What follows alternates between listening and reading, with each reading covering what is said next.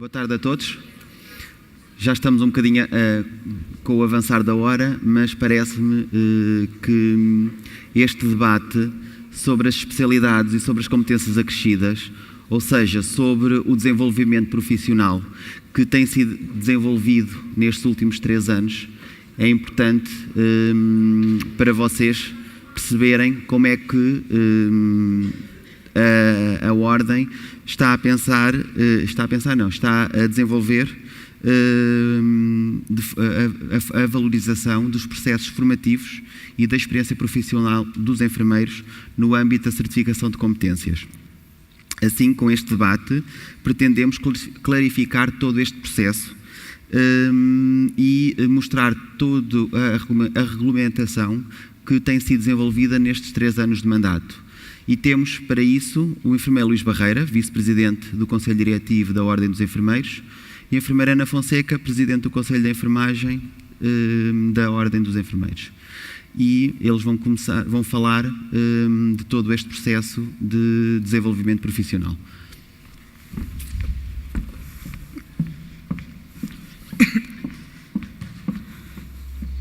Boa tarde. Reitero os cumprimentos que já apresentei anteriormente, cumprimento os colegas de mesa, todos os colegas resistentes que nesta magnífica tarde em Faro continuam dentro deste auditório. Como o Marco disse, desde que iniciámos funções na Ordem dos Enfermeiros, concretamente em fevereiro de 2016, e motivados pelo conhecimento que temos da realidade da enfermagem portuguesa, motivados pela alteração estatutária que tinha acontecido em setembro de 2015, motivados por aquilo que sabemos que os enfermeiros têm feito e desenvolvido, quer em termos de experiência clínica, quer de formação, entendemos que era necessário repensar o processo de desenvolvimento e valorização profissional. Por todo o mundo se fala no desenvolvimento profissional, por todo o mundo onde há associações profissionais como a nossa ou outras similares, se têm desenvolvido esforços no sentido de promover a valorização da enfermagem e dos enfermeiros. E foi por isso que, atentos ao que estava no Estatuto, como já disse, nós iniciamos uma produção de documentos legais que têm contribuído para a regulação da profissão. Logo em 2016, nas Assembleias da Ordem, fomos iniciando a divulgação e a aprovação, a discussão e aprovação de alguns regulamentos a que demos continuidade nos anos seguintes. Não vou enunciar todos, até porque estamos com o tempo mais limitado, mas vou chamar a atenção de alguns deles. Temos o regulamento, por exemplo, neste diapositivo, o regulamento da prova de comunicação linguística, que para nós era extremamente importante produzir um regulamento que permitisse acautelar o adequado conhecimento da língua portuguesa quando enfermeiros formados noutros países pedem o reconhecimento das suas qualificações profissionais. Nós sabemos que a comunicação é um instrumento fundamental em enfermagem, e por isso era necessário termos um regulamento que nos apoiasse nas nossas decisões, nos levasse a criar uma plataforma comum, dizermos o que é que entendíamos que era necessário em termos de conhecimento. E assim, tal e qual como é exigido aos enfermeiros portugueses que vão para outros países, nós entendemos que também teria que ser regulado nesse sentido. E qualquer enfermeiro que peça o reconhecimento das qualificações em Portugal terá que ter um nível C1 do quadro europeu comum de referência para as línguas. No caso, o seu conhecimento em língua portuguesa tem que ser deste nível C1. E estamos a igualar aquilo que nos é exigido quando pretendemos exercer funções noutros países. Alguns dos regulamentos que estão aqui assinalados, que vamos falar um pouquinho aqui. Em 2018 continuamos a regulação da profissão e temos mais uma quantidade de regulamentos, também me vou dispensar de falar, destaco aqui o regulamento da inscrição, da atribuição de títulos e emissão da cédula profissional, que é extremamente importante para o futuro da nossa profissão. Ainda em 2017, o Regulamento de Certificação Individual de Competências, Regulamento Geral das Áreas de Competência Acrescida, Acreditação e Acreditação de Atividades Formativas, a idoneidade formativa dos contextos da prática clínica, 2018 este da inscrição, que vamos falar um pouco aqui. E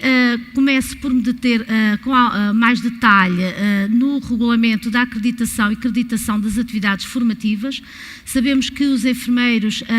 estão sempre ávidos de mais formação e nem sempre as atividades formativas que surgem têm aquela idoneidade que nós reconhecemos necessária para tal. E então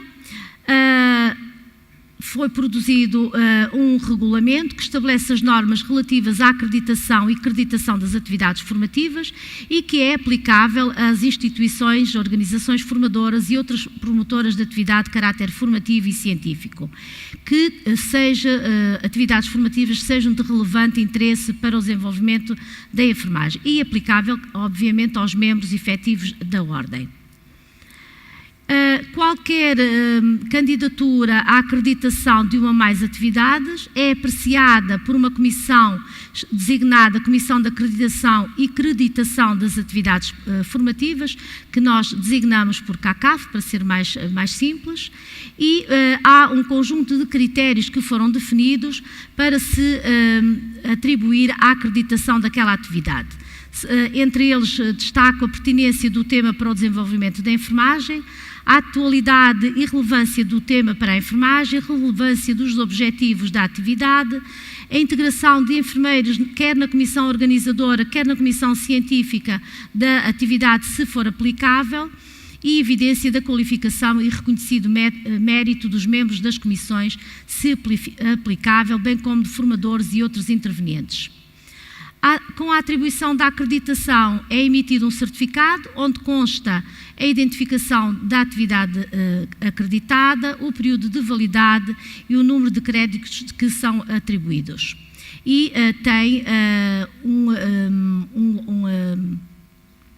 um logotipo que diz precisamente que é a atividade acreditada pela Ordem dos Enfermeiros, que é aquele que vê no canto inferior direito do ecrã.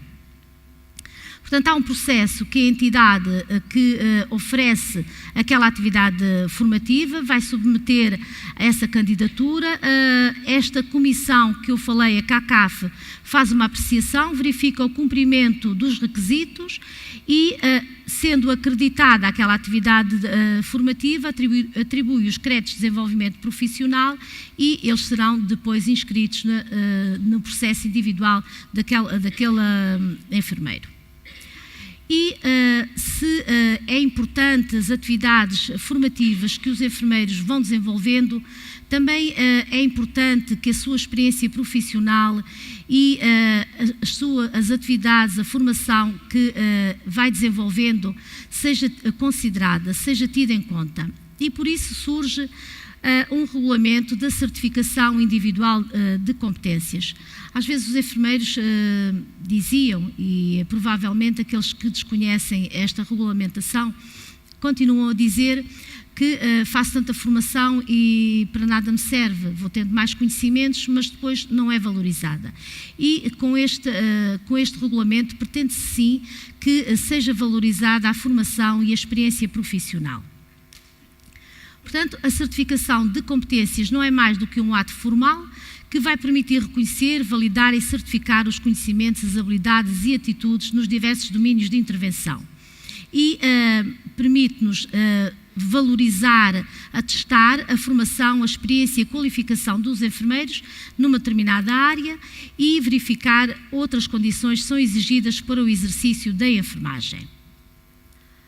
Também obedece a um processo de um pedido de certificação individual de competências que é apreciado por um júri nacional que está nomeado e que faz a apreciação dessa candidatura, analisa todo o processo de desenvolvimento, tendo por base ponderadores que estão pré-definidos para a certificação a que se propõe. Esses ponderadores são ponderadores de contexto, portanto são descritores relacionados com as condições do exercício profissional e de percurso, que são descritores relacionados com o desempenho das funções de enfermeiro ou enfermeiro especialista, dependendo da situação e funções essas que desempenhe nos diferentes domínios de intervenção. Este regulamento tem um anexo que tem os ponderadores que são utilizados para fazer a análise no processo de verificação individual de competências. Claro que não se lê, mas no regulamento que está publicado em Diário da República consegue-se ler, mas é só para terem uma ideia de como é que é a visualização deste documento. Também sabemos, e já hoje se falou um pouco sobre esta situação, e ontem à tarde também, que fruto da complexidade dos cuidados, fruto da complexidade dos contextos, fruto da complexidade das situações, foram-se diferenciando algumas áreas de competência, algumas áreas de intervenção dos enfermeiros. Existia já produzido no mandato anterior um documento, um regulamento geral de competência acrescida, mas não estava definida a forma de operacionalizar quer o reconhecimento, quer a atribuição das competências acrescidas. Portanto, toda essa regulamentação foi revista, foram definidos ou redefinidos os conceitos e criados, digamos que, 2 níveis de competência acrescida. A competência acrescida diferenciada e a competência acrescida avançada. Qualquer enfermeiro ou enfermeiro especialista pode pedir a atribuição de uma competência acrescida diferenciada que já esteja reconhecida. Qualquer enfermeiro especialista pode pedir a atribuição de uma competência acrescida avançada que já esteja reconhecida. E qualquer enfermeiro pode pedir, ou enfermeiro especialista, mas que tenha um conjunto de critérios, obedeça a um conjunto de requisitos que estão definidos já em cada um dos regulamentos que temos para cada uma das competências que estão já reconhecidas. O reconhecimento de uma área de competência obedece a um processo de avaliação e conformidade com um conjunto de critérios que também estão eles definidos e os critérios estão neste quadro na coluna central e são a especificidade, a transversalidade, eficácia, coerência, transdisciplinaridade, pertinência e complexidade. Há um conjunto de normativos dos critérios que estão na coluna do lado esquerdo e os elementos de validação que estão enunciados do lado direito. Como pediram para acelerar, também não vou especificar cada um deles, mas também eles estão bem clarificados no Regulamento Geral de Competência Acrescida. O processo para pedir o reconhecimento de uma competência ou de uma área de competência acrescida diferenciada, há 2 tipos de pedidos de reconhecimento. Um deles é pela subscrição de um mínimo de 100 enfermeiros com exercício profissional comprovado na área de intervenção em que se prevê o reconhecimento por um período mínimo de 5 anos, ou pode ser também uma proposta apresentada pelo Conselho de Enfermagem ponderada a sua relevância para o desenvolvimento da profissão. Relativamente à competência acrescida avançada, também poderá ser uma subscrição por 100 enfermeiros especialistas. Neste caso, terá que ser enfermeiros especialistas com 5 anos de exercício profissional especializado, comprovado nas diferentes áreas de especialidade, que subscreve esta competência acrescida avançada, ou então também, sob proposta do Conselho de Enfermagem, ouvidos as mesas do Colégio de Especialidade e igualmente ponderada a relevância para o desenvolvimento da profissão. Há igualmente um processo que está todo ele definido, o reconhecimento da área de competência, é feita a proposta ao Conselho Diretivo, o Conselho Diretivo aprovando aquela proposta, nomeia um grupo de trabalho que começa todo um processo de definição do perfil de competências e a sua certificação. É analisado internamente este documento, quer no Conselho de Enfermagem, quer no Conselho Diretivo, sendo aprovado nos órgãos internos, Conselho Diretivo e Conselho de Enfermagem, segue para aprovação em Assembleia Geral. E depois é iniciado o processo de certificação individual das competências e um enfermeiro que solicite a atribuição de uma determinada competência acrescida terá também inscrito na sua cédula profissional aquela competência acrescida. Como sabem, há uma nova cédula profissional que tem já um campo para a inscrição das competências acrescidas. Temos neste momento já várias áreas de competência acrescida. Temos a competência acrescida avançada em gestão, que foi a primeira e que foi publicada no início de 2018. Temos a competência acrescida diferenciada em emergência extra-hospitalar, que foi aqui apresentada ontem, a de enfermagem do trabalho, e temos a competência acrescida diferenciada e avançada em supervisão clínica, que é de extrema importância, qualquer uma delas é, mas que se vai refletir muito naquilo que nós estamos a trabalhar para o futuro em termos de idoneidade formativa dos contextos da prática clínica. Estão em processo de regulamentação psicoterapia, estomoterapia, saúde escolar, feridas e viabilidade celular, enfermagem hiperbárica, que estamos em crer que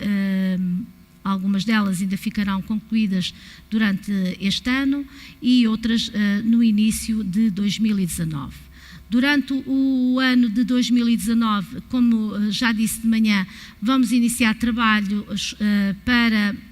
regulamentar mais áreas de competência acrescida, entre elas a enfermagem forense, como foi anunciado de manhã, enfermagem oncológica, enfermagem no desporto, enfermagem estética e, quem sabe, alguma outra. Dará continuidade o enfermeiro Luís Barreira à nossa apresentação. Ora, mais uma vez, boa tarde. Eu começo então por agradecer à Comissão Organizadora e à Comissão Científica deste Congresso o convite que me fez para estar aqui presente e nesta sequência desta regulamentação que a enfermeira Ana já apresentou, eu começo por vos falar neste regulamento da idoneidade formativa dos contextos da prática clínica, que é um regulamento também muito importante para que mais à frente vamos ver a nova metodologia para a atribuição do título de enfermeiro especialista, que conta obrigatoriamente com o internato da especialidade e, portanto, este internato da especialidade e os processos formativos, todos os processos formativos terão que ser obrigatoriamente feitos nestes contextos com idoneidade formativa atribuída pela Ordem. E, portanto, isto foi um crescente do ponto de vista da regulamentação, importante aquele regulamento da certificação individual de competências e também é muito importante este regulamento da idoneidade formativa, como vos disse, vai ser importante para o desenvolvimento do internato da especialidade. E o que é isto da idoneidade formativa? No fundo é um conjunto de requisitos que cada contexto de prática clínica tem de possuir de forma a garantir o desenvolvimento de todos os processos formativos em enfermagem em condições adequadas de qualidade e segurança, de acordo com os itens que compõem o referencial de avaliação da idoneidade formativa, e este referencial também já está disponível no site da Ordem, para que todos os enfermeiros que queiram, e nomeadamente os contextos, os serviços que querem solicitar esta idoneidade formativa, possam verificar todos os itens que estão incluídos neste referencial de avaliação da idoneidade formativa. Nós criamos então neste referencial, três modalidades de idoneidades. A modalidade padrão, que é obrigatória para receber então todos os processos formativos, que inicialmente vamos começar com a questão do internato e que no futuro será também obrigatória até para os processos formativos do ciclo de estudos das licenciaturas, serem realizados os estágios nestes contextos acreditados e, portanto, temos a idoneidade padrão, que no fundo é aquela idoneidade mais básica e que é obrigatória para, condição mínima obrigatória para realizar então os processos formativos. E temos a modalidade de referência, que no fundo esta modalidade de referência dá resposta e aprofunda muito mais aqueles requisitos que constam nesta padrão, e temos também a própria idoneidade modelo, que visa potenciar a inovação e o desenvolvimento, até porque cada vez mais temos mais doutores nos contextos, mais investigação clínica e temos que potenciar de facto estes contextos que se tenham desenvolvido também na área da investigação e da inovação. E, portanto, estes são as três modalidades que estão criadas, no fundo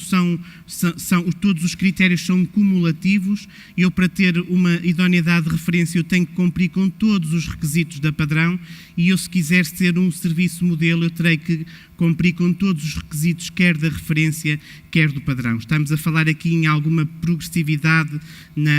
nos próprios requisitos. E eu tenho também o contexto, além de referir qual é a própria modalidade em que quer ver a sua idoneidade formativa acreditada, também deve dizer claramente qual é a finalidade. Se eu quero receber internos da especialidade da saúde materna, se eu quero receber internos da especialidade de reabilitação, eu tenho que dizer claramente qual é que é o meu objetivo da idoneidade. O processo de acreditação conta com estas 3 fases: a fase da candidatura, a fase da auditoria e proposta e, por último, a fase da acreditação. Esta fase da candidatura conta com 3 fases: a fase da pré-candidatura, a construção da candidatura e também a submissão da candidatura,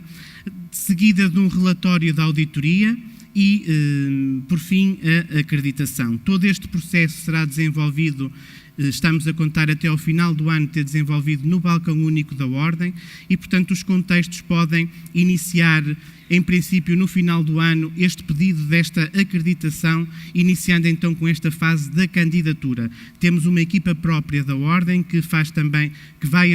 ajudar os contextos na própria construção da candidatura, e quando todo o processo estiver construído, quando cumprirem com todos os requisitos do referencial, submetem a sua candidatura e serão então alvo de uma auditoria e proposta de acreditação. Esta acreditação tem uma validade de 4 anos e nós depois podemos, na fase de debate, falarmos um bocadinho mais sobre este processo, se eventualmente entenderem. Obviamente que durante estes 4 anos a Ordem e esta equipa própria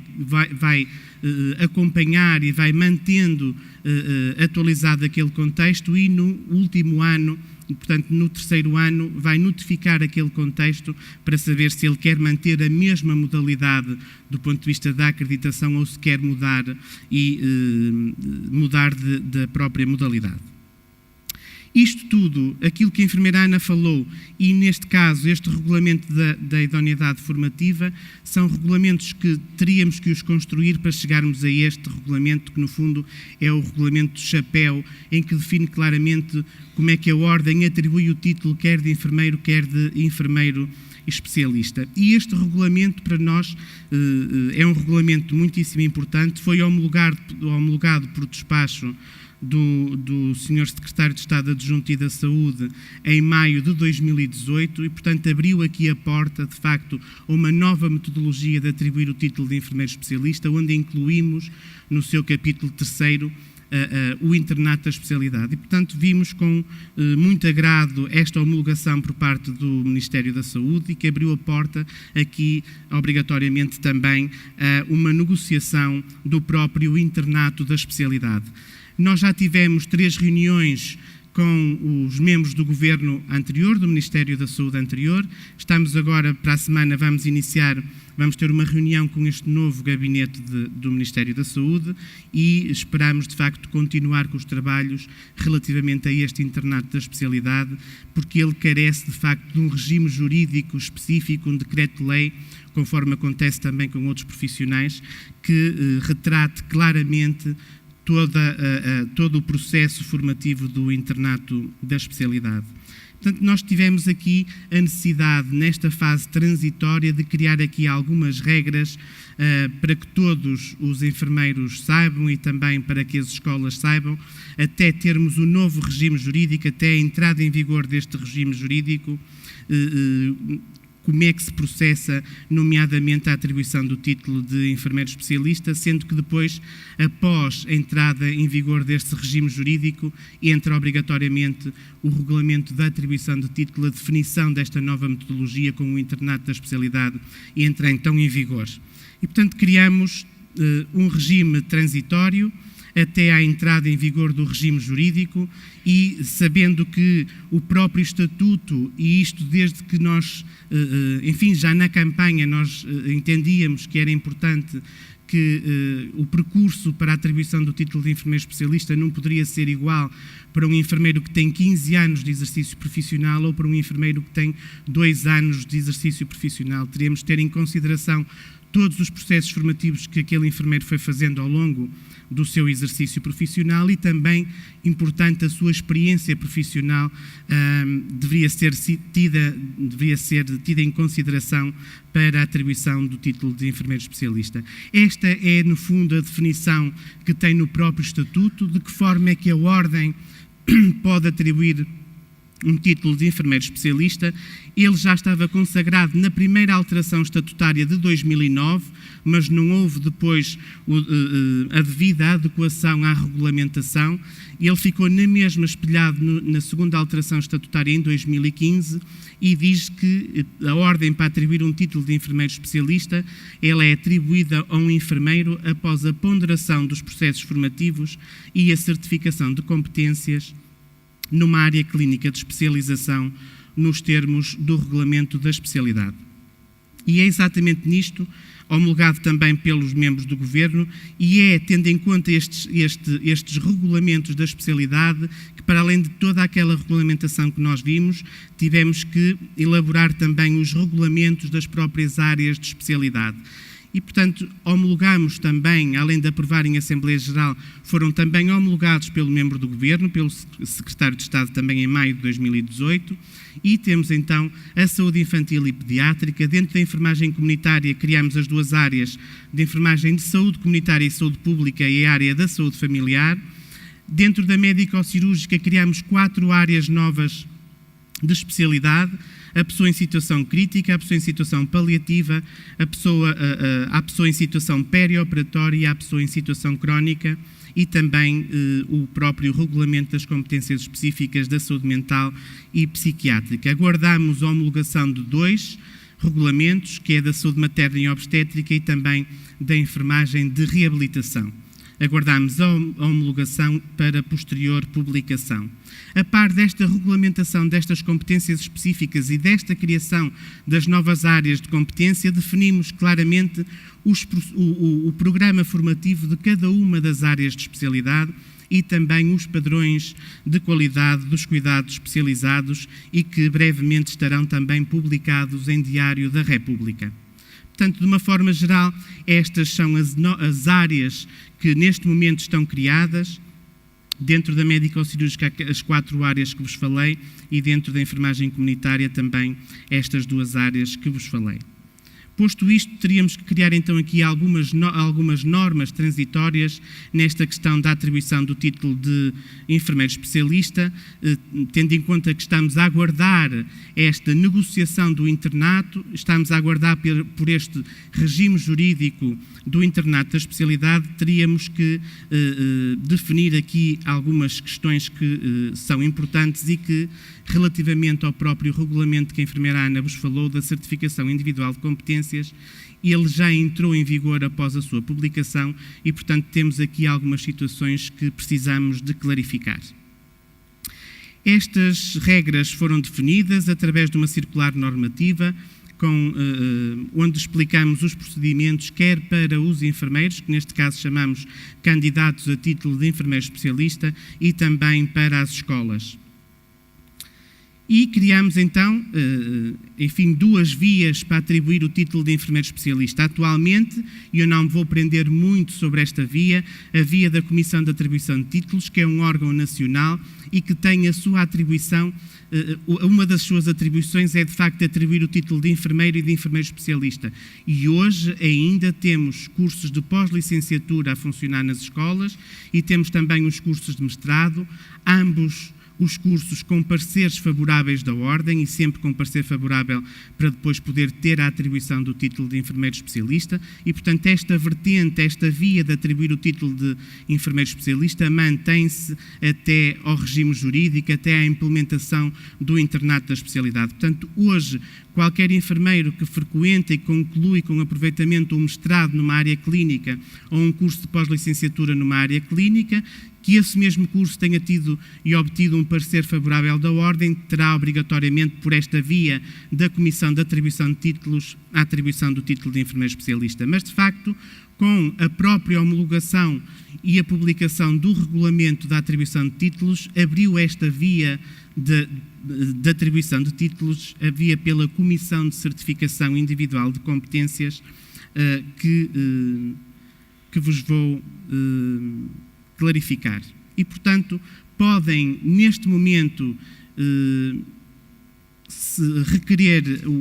a atribuição de títulos, tendo por base também a própria experiência profissional, aqueles enfermeiros que sejam detentores de um título de enfermeiro especialista e que agora pretendem ver atribuída uma das áreas existentes. Isto é,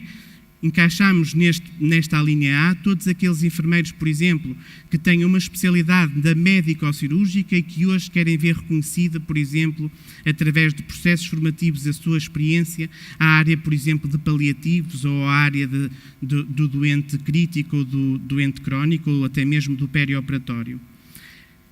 Resolvemos também aqui a situação de centenas de enfermeiros que, como sabem, há um requisito próprio para poder se inscrever, quer num CPLE, quer no mestrado, é ter 2 anos de exercício profissional. Portanto, tivemos muitos colegas que, por questões de uma semana, de 10 dias, não cumpriam com este requisito e, através desta via da certificação individual de competências, tendo 3 anos de exercício profissional, vão poder submeter o seu pedido de atribuição do título, até porque essa formação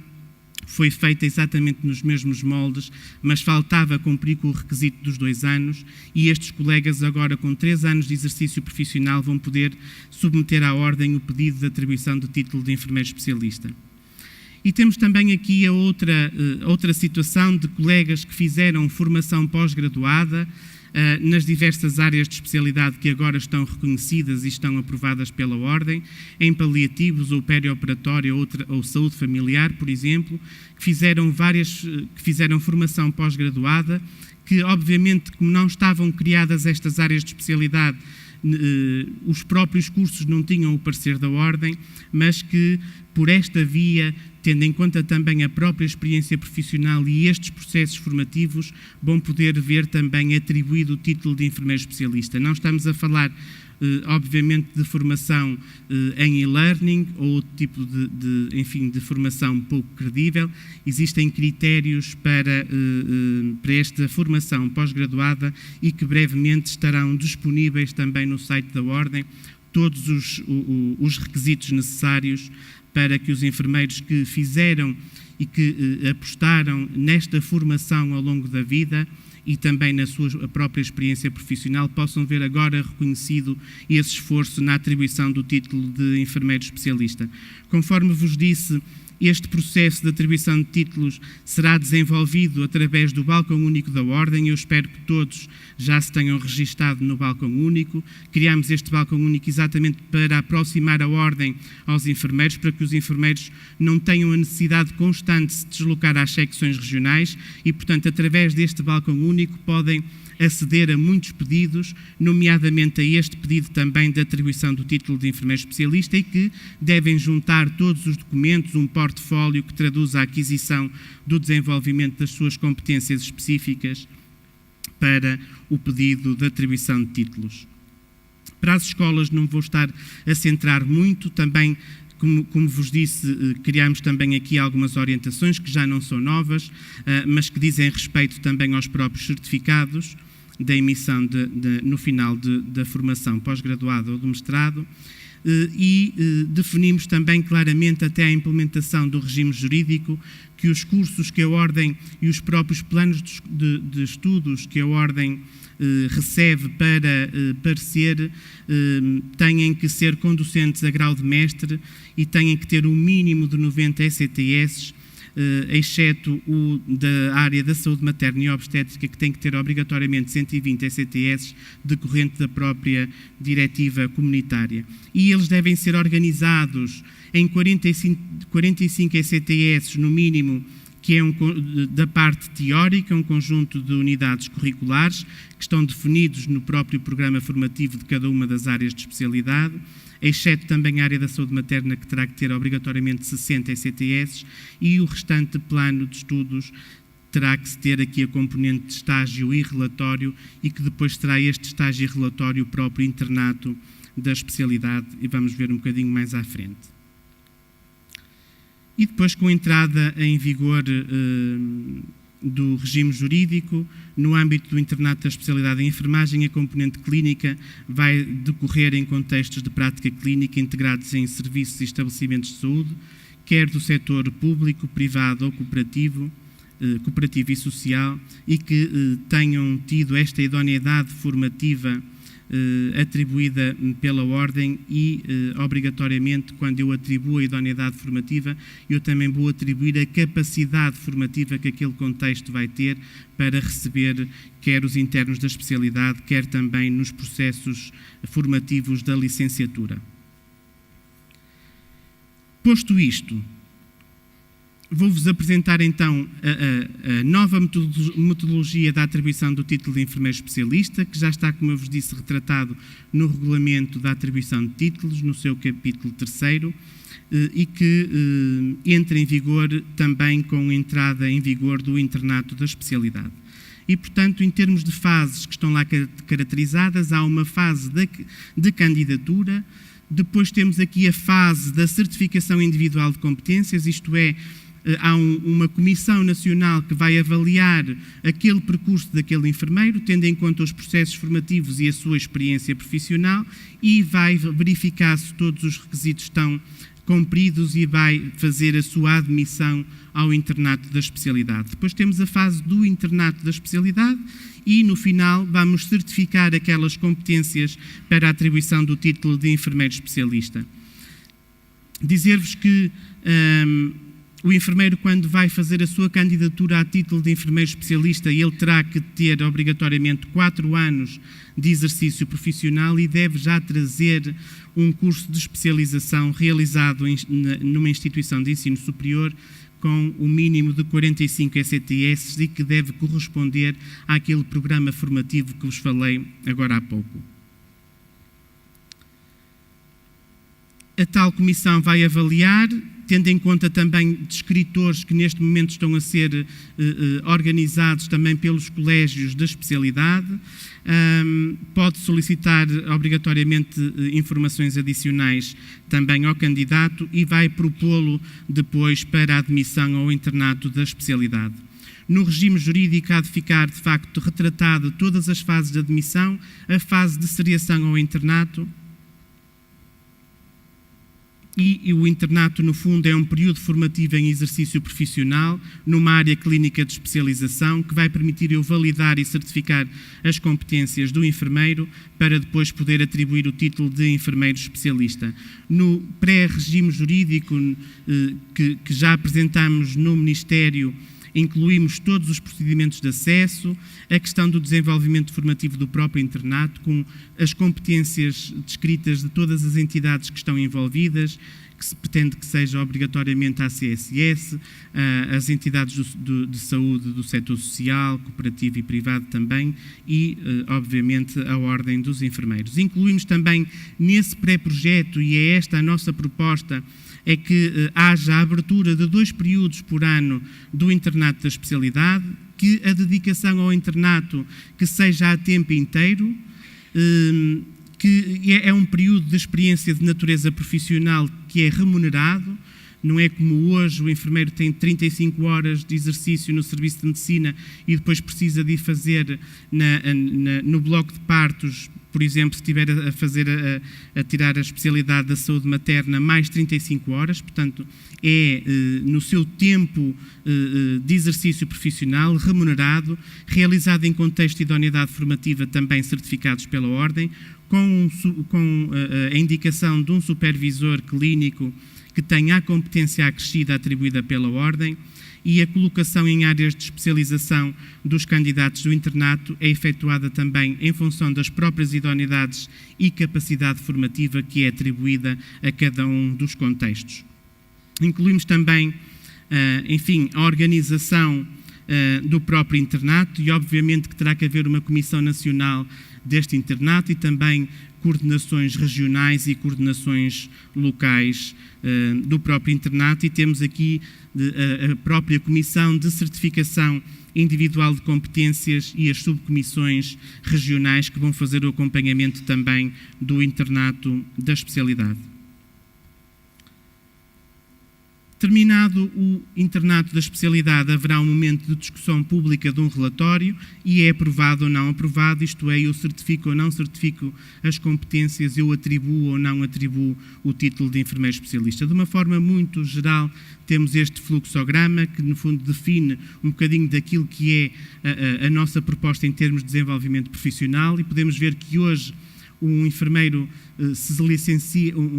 licencia com 240 ECTS, 4 anos de formação, tem a atribuição do título de enfermeiro, e ele pode depois ter no seu percurso profissional também a própria competência acrescida diferenciada. Ali temos a competência acrescida avançada, e esta competência acrescida avançada aqui podem só, única e exclusivamente, ser detentores desta competência os enfermeiros especialistas. E temos aqui o processo, então, que nos leva à atribuição do título de enfermeiro especialista. Isto é, eu tenho que ser um enfermeiro com uma experiência profissional de 4 anos, de ter este curso de especialização que tem que ter no mínimo 45 ECTS, cujo programa formativo versa as competências comuns e competências específicas daquela área de especialidade. Há um programa formativo próprio, e damos aqui a possibilidade de o enfermeiro poder escolher o seu percurso, se ele quer ter um percurso só para a atribuição do título de enfermeiro especialista, ou se ele quer, ao mesmo tempo, fazer coincidir a atribuição do título de enfermeiro especialista com o grau de mestre, e, obviamente, fazemos a ligação depois com a área académica. E o próprio internato da especialidade, que terá que ser feito num contexto acreditado, com um supervisor clínico designado também pela Ordem, e no caso de querer fazer coincidir o título de especialista com o grau de mestre, terá também um orientador que vai acompanhar o próprio internato da especialidade. Fazemos aqui, obviamente, a ligação com a área académica, não poderia ser de outra forma, sendo que os próprios planos de estudos que as escolas neste momento estão a desenvolver, com um mínimo de 90 ECTS, versam a componente teórica de 45, sendo que 12 ECTS são adstritos àquilo que são as competências comuns do enfermeiro especialista, as 33 para as competências específicas de cada uma das áreas, e depois temos o internato da especialidade com 1.200 horas, sendo que 200 horas estão destinadas à produção e discussão pública do relatório, que inclui obrigatoriamente a componente de investigação, exceto na área da saúde materna, conforme vos disse, há as orientações da própria diretiva que impõe que tenha que ser 60 ECTS da parte, 60 ECTS da parte teórica e 1.800 horas do internato, sendo que 200 horas também é para a produção do relatório. Foi assim um bocadinho rápido, porque isto pretendemos que haja aqui algum debate, algumas questões que são sempre muito mais simples de perceberem também este processo, quando nós colocamos algumas situações também mais pessoais, e, portanto, estamos naturalmente disponíveis para as questões que queiram colocar sobre esta matéria. Muito obrigado.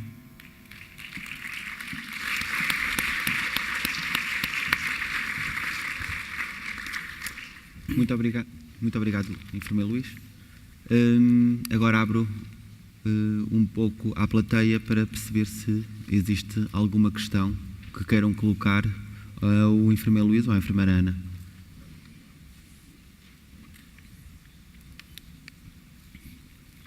Sim, tem aqui à frente, só faz favor.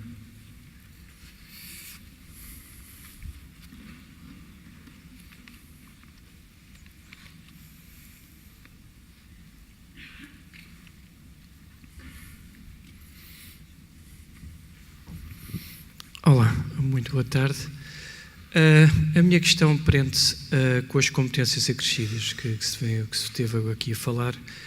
e o problema, pelo menos por aquilo que eu estive aqui a ver, que seria pelo menos existirem 100 enfermeiros para que isso conseguisse realizar. Da área que, por exemplo, eu de manhã estive a falar, veria-me com uma grande dificuldade, por exemplo, de arranjar 100 enfermeiros nesta área, até porque existiram apenas 3 pós-graduações, portanto ainda não há pessoas com formação específica nesta área e que para mim seria, ou não seria uma mais-valia, digamos assim, devido à escassez de enfermeiros que tivessem conhecimentos nesta área, já que é uma área recente. A minha pergunta é o que é que poderia ser feito, sendo uma área nova, sendo uma área que está neste momento a começar, pelo menos em Portugal, não nos outros países, o que é que poderia ser realizado ou se poderia haver algumas premissas para que tal acontecesse? Sim. Posso responder? Como disse, pode ser, há 2 formas de se propor o reconhecimento de uma determinada área para competência acrescida. Uma delas é sob proposta de um conjunto de enfermeiros, no mínimo 100 enfermeiros, e a outra é o próprio Conselho de Enfermagem, ponderada a importância para o desenvolvimento da enfermagem. Como eu disse de manhã, a enfermagem forense, que é o caso que está a expor, já está pensada para se fazer a proposta interna do Conselho de Enfermagem, uma proposta fundamentada, atendendo à relevância que tem para o desenvolvimento da enfermagem. Portanto, por aí não vamos ter problema. Certo?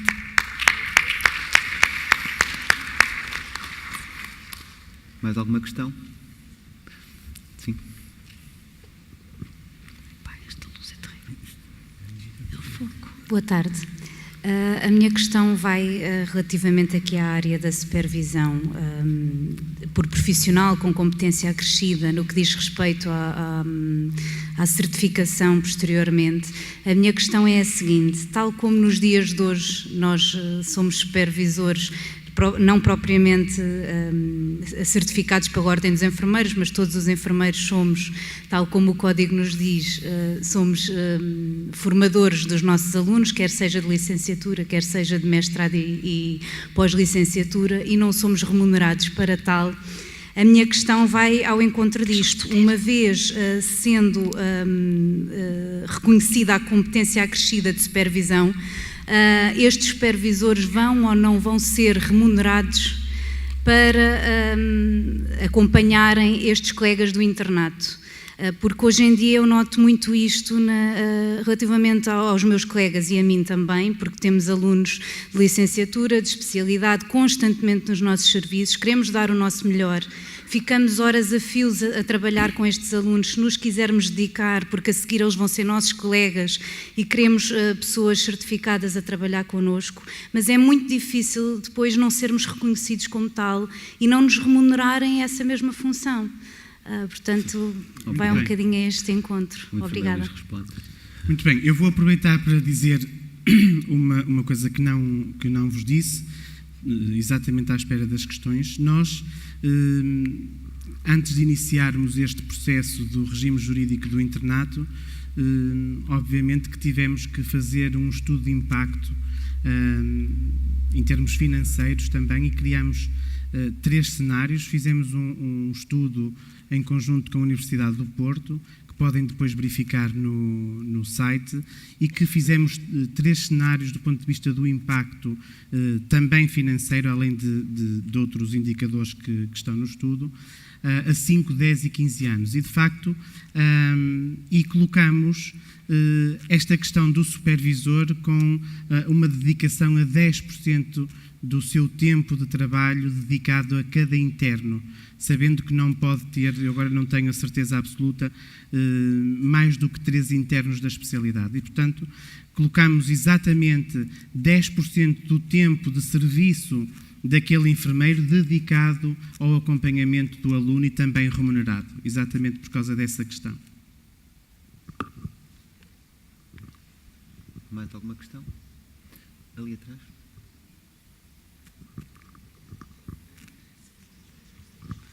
Boa tarde. Neste momento está a decorrer na Universidade do Algarve um curso de pós-licenciatura em Enfermagem de Saúde Comunitária.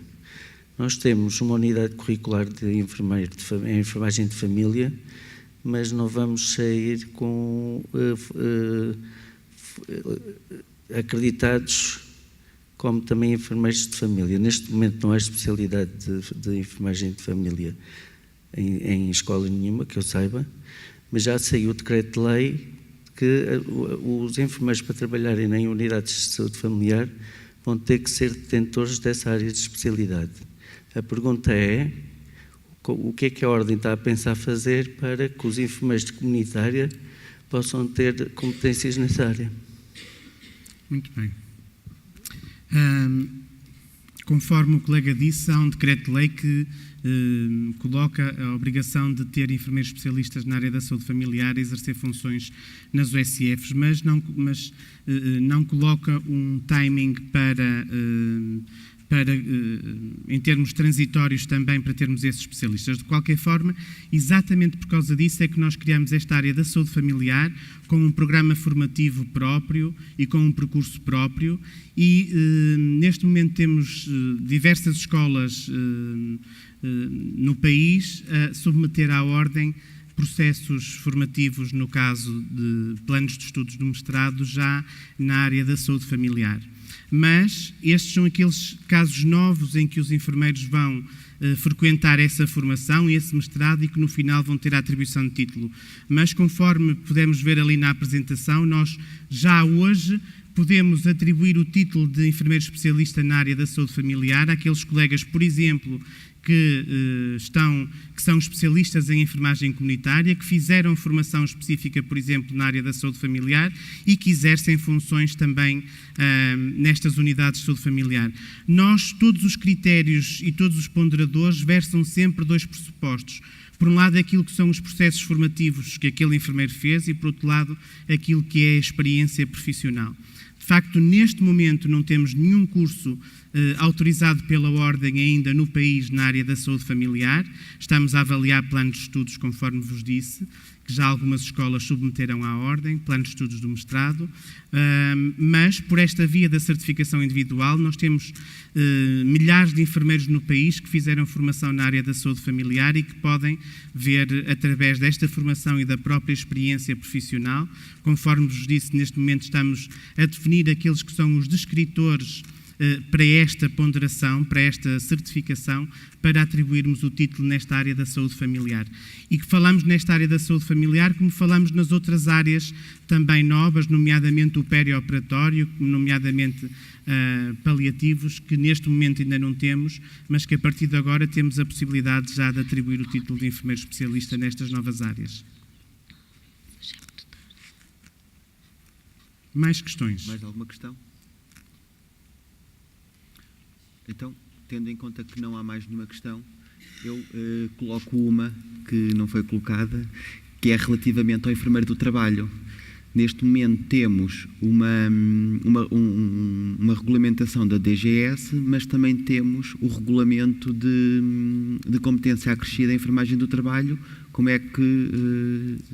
irá ser? É uma pergunta interessante. A área da enfermagem de trabalho, já há alguns anos, quem habilitava para o exercício da enfermagem de trabalho era exatamente a Direção-Geral de Saúde. E, portanto, quem tem a atribuição, quem tem a competência para habilitar para o exercício da enfermagem em qualquer uma das áreas é, obviamente, a Ordem dos Enfermeiros. E, portanto, desde 2016 foi um dos compromissos que tivemos logo com a Direção-Geral de Saúde, numa primeira reunião, que era desenvolver, de facto, esta área de competência acrescida na enfermagem de trabalho para chamar a si a Ordem esta atribuição que tem para habilitar os enfermeiros do trabalho. E, portanto, nesta fase já temos publicado o regulamento da enfermagem de trabalho, já temos também pedidos já de centenas de enfermeiros desta competência da enfermagem de trabalho e, portanto, brevemente vai sair uma portaria do Ministério da Saúde a definir claramente que, a partir de agora, quem habilita para o exercício da enfermagem de trabalho é a Ordem e quando o enfermeiro tem a competência acrescida em enfermagem de trabalho, registra-se só na Direção-Geral de Saúde para poder exercer como enfermagem do trabalho. Muito obrigado.